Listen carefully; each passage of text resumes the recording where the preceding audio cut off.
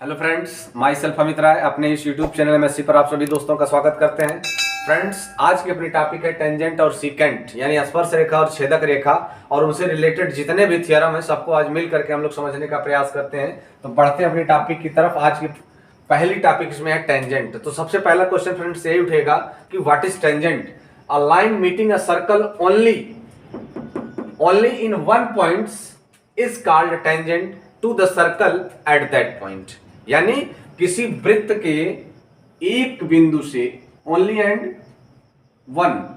Only one points, किसी एक बिंदु से प्रतिच्छेद करती हुई यदि कोई रेखा जा रही है, यदि कोई लाइन पास कर रही है only and only one point से, तो ये जो लाइन होगी, ये लाइन इस सर्कल की फ्रेंड्स क्या बोली जाएगी? टेंजेंट यानी स्पर्श रेखा।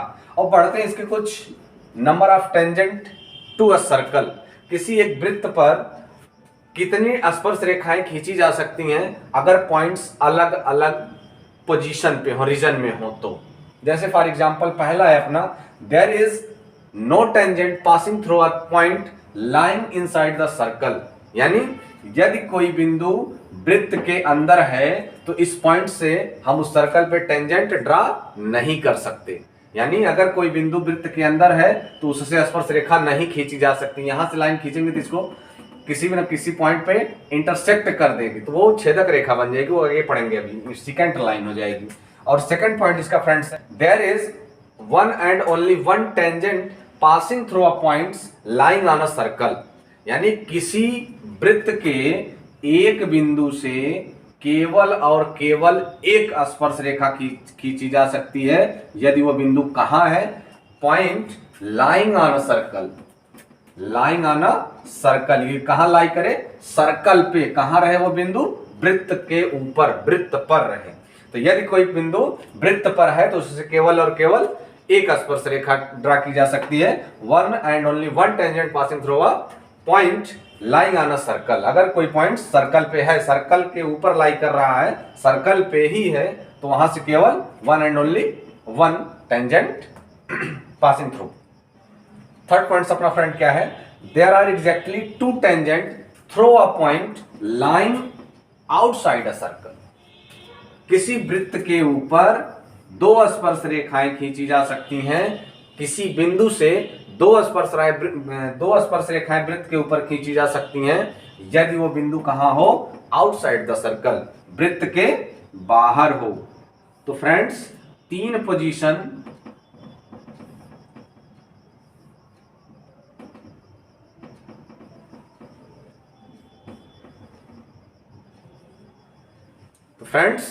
तीन पोजीशन निकल के आती हैं अपनी।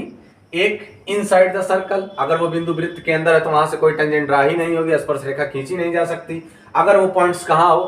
लाइंग ऑन द सर्कल, वृत्त के ऊपर है, तो केवल और केवल एक one and only one tangent line passing through this point. और थर्ड पॉइंट्स अपना क्या है? अगर वो पॉइंट कहां है, जैसे हम पॉइंट्स का नाम पी दे दिए तीनों केसेस में, तीनों पॉइंट्स पी हैं, तो अगर वो आउटसाइड है तो इस आउटसाइड जो पॉइंट पी है उससे इस सर्कल के ऊपर कितने टेंजेंट ड्रा हो सकती हैं? केवल और केवल दो। तो फ्रेंड्स, बढ़ते हैं टेंजेंट के पहले थ्योरम की तरफ। पहला थ्योरम अपना क्या है कि the tangent at any point of a circle is perpendicular to the radius through the points of contact. यानी किसी वृत्त के ऊपर यदि कोई हम स्पर्श रेखा खींच रहे हैं तो वो इस वृत्त की त्रिज्या पर क्या होगा? लंब होगा। इट मींस परपेंडिकुलर, या फिर इसका इनवर्स बोल दे, रेडियस टेंजेंट पे परपेंडिकुलर होगा। या मिला जुला के क्या होगा कि angle between tangent and radius of the circle will be 90।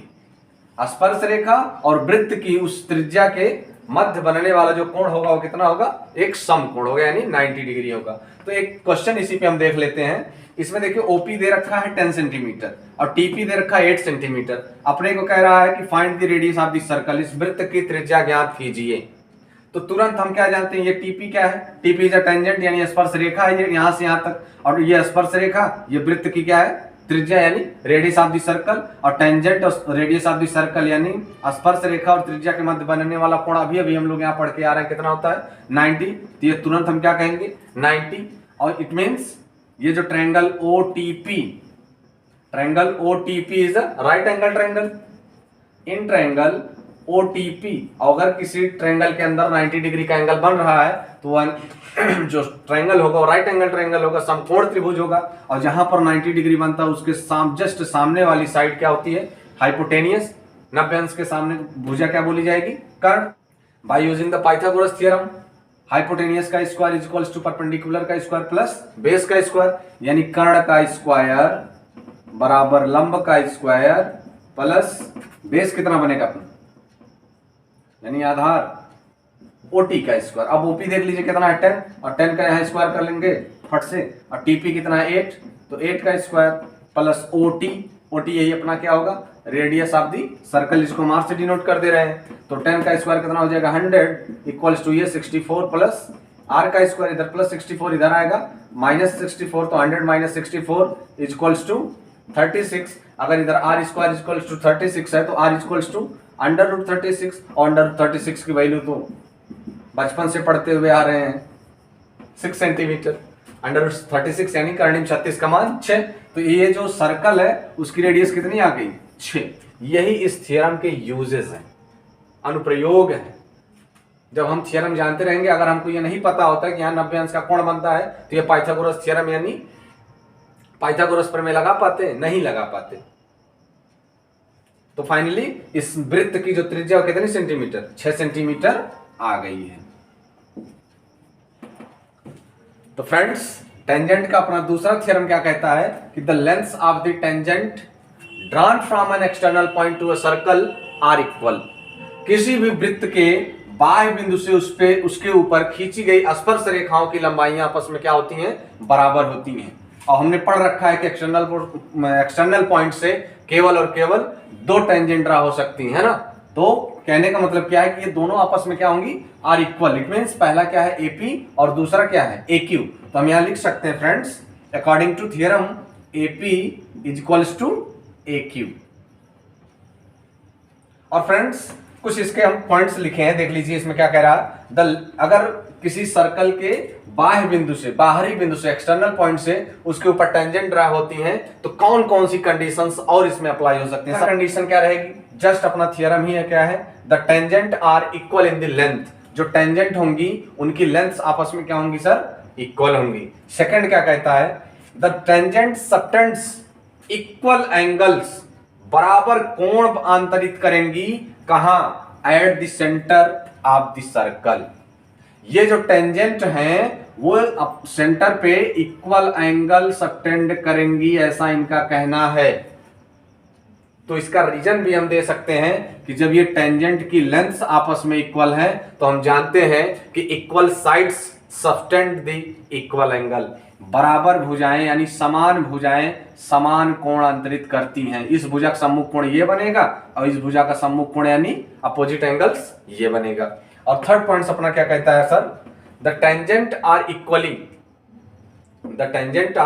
Equally inclined to a line joining the points and the centre of the circle. ये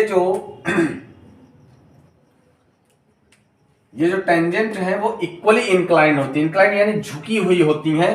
किससे झुकी हुई होती हैं, ये पॉइंट और सेंटर को ज्वाइन करने वाली लाइन के साथ, line joining the points and the centre of the circle. अगर किसी वृत्त के बाहरी बिंदु और केंद्र को मिला दिया जाए तो ये जो दोनों स्पर्श रेखाएं होंगी इनके साथ बराबर का कोण आंतरित करेंगी। और लास्ट पॉइंट अपना फ्रेंड्स कहता है, the angle between the tangents is supplementary, यानी वो जो टेंजेंट के बीच के एंगल होंगे वो संपूरक होंगे। कहां के, of the angle that they subtended at the centre.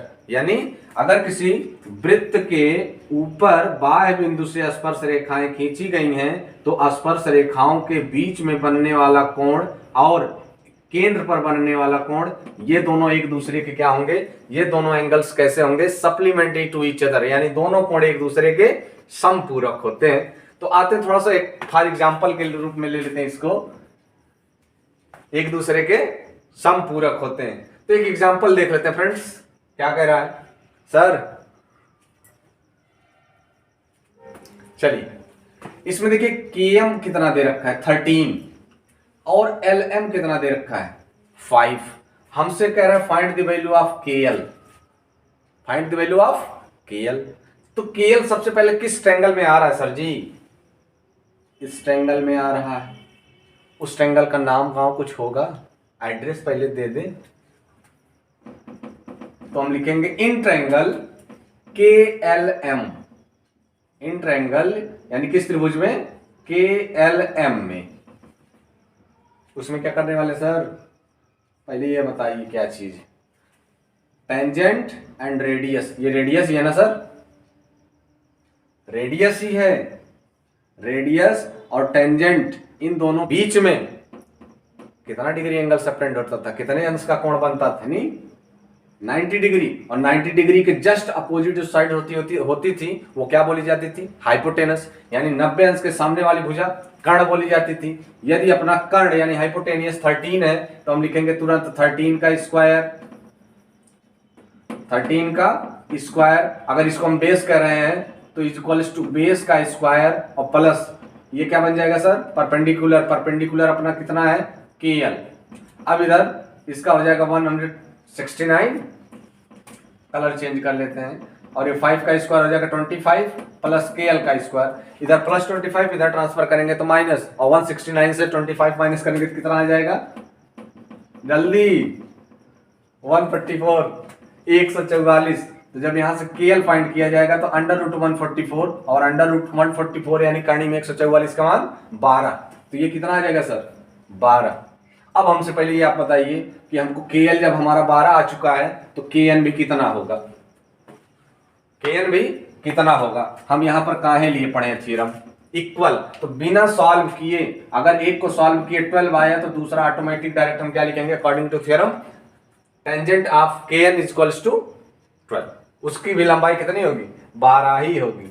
और एक क्वेश्चन देख लेते हैं अगर मान लीजिए ये जो एंगल है वो 30 दे रखा हो, अगर ये एंगल 30 दे रखा हो तो हमसे दो क्वेश्चन यहां पूछा जा सकता है। सबसे पहला एंगल ओ ए क्यू ये कितना होगा, और दूसरा वाला पी ओ क्यू यानी ये पूरा सेंटर पे कितना एंगल सबटेंड होगा, कितना कोण अंतरित होगा। तो चलिए अब हमसे बताइए, इक्वली इंक्लाइंड कहीं पढ़े थे क्या अभी, equally inclined to the line joining in the point and the centre of the circle. यानी इस बाहरी बिंदु एक्सटर्नल पॉइंट और सेंटर यानी केंद्र को मिलाने वाली रेखा से बराबर कोण पे झुकी होती हैं। तो क्या कुछ और अभी इसमें सॉल्व करने की जरूरत है, अगर थियरम दिमाग में है तो अकॉर्डिंग टू थियरम तुरंत ढाई से, अगर ये 30 तो ये भी तुरंत 30। अब हमसे बताइए ये 30 पूरा कितना हो गया सर 60। और हम पढ़ चुके हैं कि ये दोनों कैसे होते हैं, सप्लीमेंट्री होते हैं, समपूरक होते हैं। Supplementary means sum of the angle will be 180। अगर दो कोणों का योग 180 है तो वो दोनों एक दूसरे के संपूरक। अगर ये देखिए 30 और 30 पूरा 60 हो गया तो एक 60 में भी कितना और जोड़ दें कि 180 हो जाए, 180 60 120, 60 में भी कितना और जोड़ दें कि 180 हो जाए।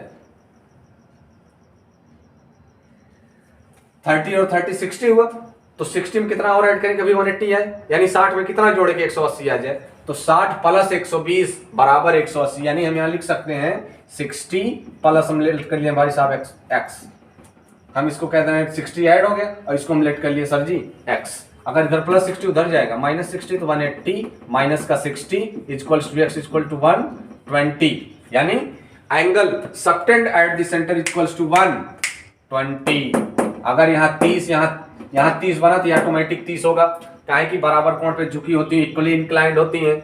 और ये पूरा कोण दोनों आपस में कैसे होते हैं, सप्लीमेंट्री, यानी sum of these angle equals to 180। ये पूरा 30 60 हुआ तो हम प्लस इसको मान लिए x बराबर 180, इधर प्लस 60 उधर जाएगा माइनस 60 और 180 60 जाएगा तो 120। तो फ्रेंड्स तीसरा थ्योरम क्या कहता है, in two concentric circles the chord of the larger circle, यानी अगर दो संकेंद्रीय वृत्त हैं तो बड़े वृत्त की जीवा विच टच द स्मॉलर सर्कल, जो छोटे वृत्त को क्या कर रही हो, टच कर रही हो, छू रही हो, is bisect at the point of contact. जहां वो टच करेगी अगर हम सेंटर से उसको ज्वाइन करें तो वो क्या करेगी, लार्जर सर्कल के यानी बड़े वाले वृत्त की ये जो जीवा ए बी है उसको bisect, it means 2 equal parts में डिवाइड कर देगी। तो इसको अगर हम समझना चाहें तो हम क्या कह सकते हैं कि तुरंत हम लिखेंगे AC is equals to BC when the line joining the centre of the circle to contact point, जहां वो टच कर रही है, संपर्क में आ रही है। तो अगर एक क्वेश्चन इसी देखना चाहें, मान लीजिए क्वेश्चन में गिवन है AB is equals to 8 centimetre, AB is equals to 8 और लार्जर सर्कल की जो रेडियस OA है इसको हम ज्वाइन कर दे रहे हैं। OA कितना सर दे रखा है 5 सेंटीमीटर। हमसे कह रहे हैं find the value of OC, find the value of OC करिए सर, तो थोड़ा जल्दी लेकिन बहुत तेजी में। यही थ्योरम हम इस्तेमाल कर रहे हैं, एकदम बेसिक जो थ्योरम पढ़ा रहे हैं उसका सबसे आसान सा क्वेश्चन हो सकता है, कैसे डायरेक्ट हम थ्योरम को अप्लाई कर दें। किसी किसी क्वेश्चन में जो कॉम्प्लिकेटेड क्वेश्चन होते हैं इसमें एक से ज्यादा थ्योरम लगते हैं। तो अभी हम लोग पहले सीखने के प्रोसेस में चल रहे हैं, ये सब थोड़ा परफेक्ट हो जाता है एक्सरसाइजेस में मजा आएगी ना। तो चलिए देखते हैं क्या कर रहा था। ये कांटेक्ट में आया है तो ये जो AB है उसका बाइसेक्ट होगा। अब ये पूरा 8 है तो पूरा यहां से लेकर के यहां तक जब सर 8 है तो उसका बाइसेक्ट करेंगे तो कितना हो जाएगा 4, और ये कितना दे रखा है, कितना दे रखा है 5। और सर देखिए जरा टर्निंग पॉइंट तो अब आ रही है कि ये देखिए छोटे सर्कल की ये रेडियस है और ये इसकी टेंजेंट बोली जाएगी। और रेडियस और टेंजेंट के बीच में हम बहुत पहले पढ़ रखे हैं रिलेशन कितना होता है, कितना डिग्री का एंगल बनता है 90 डिग्री। अगर 90 डिग्री बना तो सर ये जो ट्रायंगल OAC होगा, ट्रायंगल AOC होगा, वो कैसा होगा राइट एंगल ट्रायंगल। अगर राइट एंगल ट्रायंगल है तो आप बताइए पाइथागोरस थ्योरम यूज करें कि ना करें? तुरंत करेंगे। तो 90 डिग्री के सामने हाइपोटेनस, तो हाइपोटेनस का स्क्वायर करेंगे तो डायरेक्ट 5 का square 25 plus equals to base का स्क्वायर यानी 16 प्लस परपेंडिकुलर का स्क्वायर, इट मींस OC का स्क्वायर इधर प्लस 16 इधर आएगा सर -16। तो 25 से 16 माइनस करिए कितना आएगा 9, इट मींस OC का स्क्वायर इज इक्वल्स टू 9। तो OC इक्वल्स टू कितना आएगा √9 और √9 की वैल्यू कितनी होती है 3, √9 की वैल्यू 3। चलिए तो अपना थ्योरम 4 क्या कहता है कि the tangent drawn at the end of diameter of a circle are parallel. अगर किसी वृत्त के व्यास के अंत बिंदु से, व्यास के अंत बिंदुओं से, ये पॉइंट्स है ना, ये पूरा डायमीटर है अपना व्यास, इसके एंड पॉइंट ये और ये, यहां से कोई टेंजेंट, एक एंड पे पहले टेंजेंट दूसरे एंड पे दूसरी टेंजेंट अगर ड्रा की जा रही है तो वो टेंजेंट कितनी कैसी होंगी are parallel, are parallel. It means तुरंत जैसे ही हमको पता चले कि कोई ऐसी लाइन ड्रा की गई है जो सेंटर से पास हो रही है, अगर सेंटर से पास हो रही है तो डायमीटर व्यास बोलेंगे। अगर ये व्यास हुआ तो ये दोनों स्पर्श रेखा टेंजेंट लाइन तुरंत हम लिखेंगे AB parallel to sir CD, उसमें बिना किसी संकोच के तुरंत अकॉर्डिंग टू थ्योरम। अगर ये डायमीटर है तो ये दोनों लाइन पैरेलल होंगी, समानांतर होंगी एक दूसरे के। अच्छा सर बताइए क्यों होंगी? अब देखते हैं इसको दो पार्ट्स में। हम कांटेक्ट पॉइंट पे नेमिंग कर लेते हैं, यहाँ M कह दे रहे हैं और यहाँ पर N कह दे रहे हैं। अच्छा ये बताइए पहले ON रेडियस बोली जाएगी, रेडियस और टेंजेंट के बीच में कितना डिग्री 90, यानी परपेंडिकुलर हुआ, ये परपेंडिकुलर इधर निकल जाएगा सीधा सीधा 90 डिग्री का एंगल बनाते हुए। और यहां से यहां तक आप बताइए O से M तक, O से M तक ये भी रेडियस है। अगर ये रेडियस है इस रेडियस के लिए ये टेंजेंट परपेंडिकुलर होगा, ये भी 90 डिग्री बनाता हुआ जाएगा। इसलिए बोला जा रहा है कि अगर वो डायमीटर है, अगर वो डायमीटर है तो इस केस को फॉलो करना पड़ेगा। क्या सर जी? यानी AB पैरेलल टू CD। तो फ्रेंड्स बढ़ते हैं अपने नेक्स्ट टॉपिक की तरफ, टचिंग और tangents circle and common tangents. यानी जब दो सर्कल टच कर रहे हो, टेंजेंट हो ईच अदर से सर्कल, तो वहां से कितनी कॉमन टेंजेंट ड्रा हो सकती हैं। और सर्कल कैसे कैसे टेंजेंट हो सकते हैं? हो सकता है इंटरनली टच करें, हो सकता है एक्सटर्नली टच करें, हो सकता है विदाउट टच हो, यानी टेंजेंट ही ना हो ईच अदर से, टच ही ना करे। तो जब इस तरीके से वो टच करेगा यानी अंतः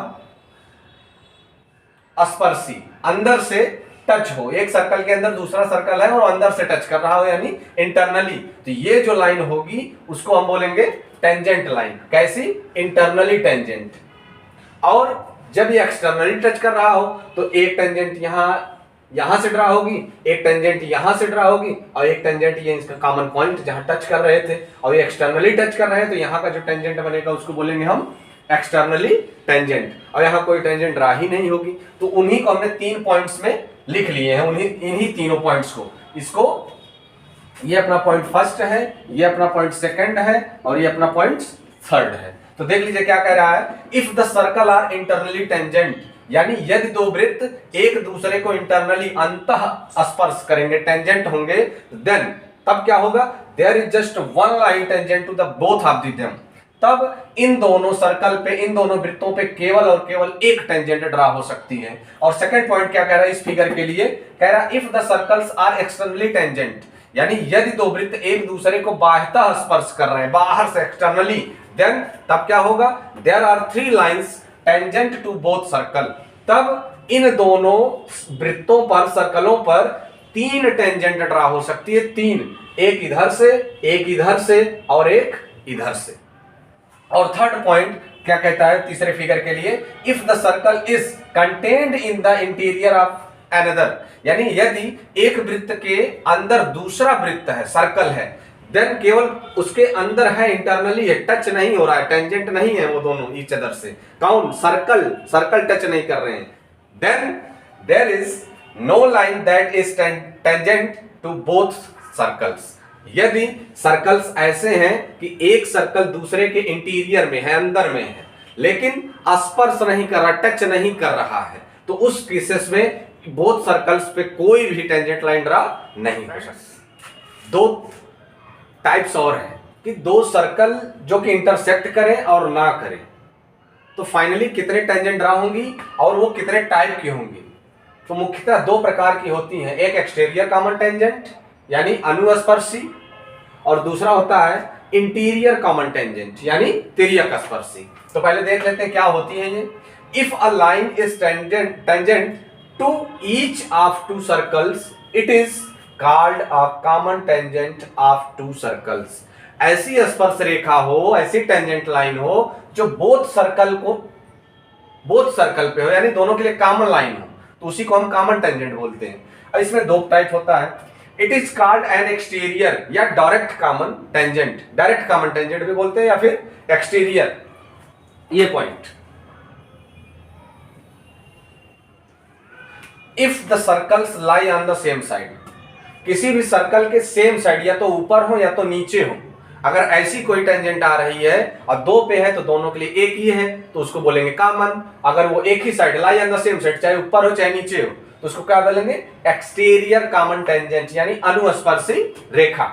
उसके बाद क्या है, it is called an interior, interior का दूसरा नाम क्या होता है, transverse common tangent, if the circles lie on opposite side. Interior ये कहां लाई करे, अपोजिट, विपरीत में हो, इसके लिए इधर है तो इस सर्कल के लिए इधर है, तो ये दोनों लाइनें नीचे लिखा हुआ है कि ये दोनों कैसी होंगी, इंटीरियर होंगी। और इसमें 2 केसेस भी दिख रहे हैं, इसमें जो सर्कल है वो 2 पॉइंट पे इंटरसेक्ट कर रहा है, हम पॉइंट्स का नाम दे दे रहे हैं ए और बी, ये ए और बी पे इंटरसेक्ट कर रहा है, तो हमने नीचे यहां इंक्लूड किया इस पॉइंट में। क्या कह रहे हैं, if the circle intersect in 2 point, यानी जो सर्कल है, जो वृत्त है, वो 2 पॉइंट्स पे इंटरसेक्ट यानी प्रतिच्छेद कर रहा है, then there are 2 lines tangent to both circle. अगर कोई 2 सर्कल, 2 वृत्त 2 बिंदुओं पर प्रतिच्छेद करेगा, तो उनपे केवल और केवल 2 टेंजेंट ड्रा हो सकती है, और उसका अगेंस्ट इधर के इंटरसेक्ट करे ही ना, प्रतिच्छेद करे ही ना, यानी if the 2 circles do not intersect, वो इंटरसेक्ट ना करे, प्रतिच्छेद हो रहा है, ये नहीं हो रहा, कौन, सर्कल ना प्रतिच्छेद करे, then there are 4 lines that are tangent to both circle. अगर प्रतिच्छेद नहीं करेगा, इंटरसेक्ट नहीं करेगा, तो उन दोनों सर्कल्स पे टोटल 4 टेंजेंट ड्रा होगी, 2 एक्सटीरियर कॉमन टेंजेंट और 2 इंटीरियर। तो फ्रेंड्स, ये दोनों टाइप तो हमने पहले ही देख रखा है कि एक्सटर्नल कांटेक्ट में हो और इंटरनल कांटेक्ट में हो। अगर एक्सटर्नल कांटेक्ट यानी बाह्यतः स्पर्श कर रहा है, तो उनके बीच की डिस्टेंस बिटवीन देयर सेंटर्स, उन दोनों वृत्तों के केंद्रों के बीच की दूरी, ये जो d है, डिस्टेंस कितनी हो जाएगी, सम ऑफ दियर रेडियाई, दोनों की त्रिज्या के योग के बराबर। इसकी रेडियस r1, इसकी रेडियस r2, दोनों का फट से क्या कर देंगे, सम कर देंगे। उसके बाद सेकंड चलते हैं, इंटरनली कांटेक्ट में हो, अगर इंटरनल कांटेक्ट में हो तो डिस्टेंस बिटवीन देयर सेंटर्स ये चीज होगी, उसको हम डिनोट किए डी से, और पूरा ये जो है वो r1 होगा पहले का रेडियस, और यहां से लेके यहां तक r2 अपना बनेगा, ये पूरा r1 बनेगा। तो ये डिस्टेंस कैसे पता चलेगी? डिफरेंस ऑफ द रेडियाई, दोनों सबवृत्तों के त्रिज्याओं का अंतर, बड़े में से छोटे को माइनस कर देंगे, तो यहाँ डिस्टेंस बिटवीन देयर सेंटर्स आ जाएगा d equals to r1 minus r2। बड़े वाले सर्कल के रेडियस से छोटे वाले सर्कल के रेडियस माइनस कर देंगे तो ये डिस्टेंस आ जाएगा, और वो डिस्टेंस क्या होगी? उनके सेंटर्स के बीच की distance, distance between their centres, केंद्रों के बीच की दूरी। तो एक एक्सटर्नल कांटेक्ट यानी बाह्यता स्पर्श के लिए पहला हो गया r1 प्लस r2, और इंटरनल कांटेक्ट यानी अंतः स्पर्श के लिए आ गया d equals to r1 minus r2। तो क्वेश्चन आते हैं इस पे, केंद्रों के बीच की दूरी बताइए। तो यहां से हम लोग क्लियर कर लेते हैं कि एक्सटर्नल है कि इंटरनल है, तो उन्हीं में से एक को सिलेक्ट करके फार्मूला फट से लगा देंगे। फ्रेंड्स, सर्कल के ये लास्ट 2 पॉइंट्स हैं, देख लेते हैं, थोड़ा सा हट के है, इसमें कॉर्ड का सेगमेंट देखना है, और ये टेंजेंट एक तरीके से कह सकते हैं सीकेंट, ये टेंजेंट सीकेंट थ्योरम भी बोल सकते हैं इसको। तो पहला फर्स्ट पॉइंट देख लेते हैं, पहले क्या कह रहा है? इफ 2 कॉर्ड्स यानी 2 जीवा ऑफ अ सर्कल, किसी वृत्त की इंटरसेक्ट इंटरनली, यानी किसी वृत्त की 2 जीवाएं, 2 कॉर्ड इंटरनली इंटरसेक्ट करें। अगर वो इंटरनली क्या करें? इंटरसेक्ट कर रहे हैं, the product of their segment are equal, यानी उनके संगत भाग का गुणनफल आपस में क्या होगा? समान होगा। Product of their segment are equal, यानी सेगमेंट मतलब ये इसका सेगमेंट बोला जाएगा, करस्पॉन्डिंग ये इसका। तो ये पूरा कॉर्ड का ये और ए, यानी AP into BP is equals to CP into DP। तो इसी पे एक बेस्ड क्वेश्चन देख लेते हैं कि अगर किसी सर्कल की 2 कॉर्ड इंटरनली इंटरसेक्ट कर रही हैं, 2 जीवाएं अंतः प्रतिच्छेद हो रही हैं, अंदर ही अंदर प्रतिच्छेद हो रही हैं, तो क्या होता है?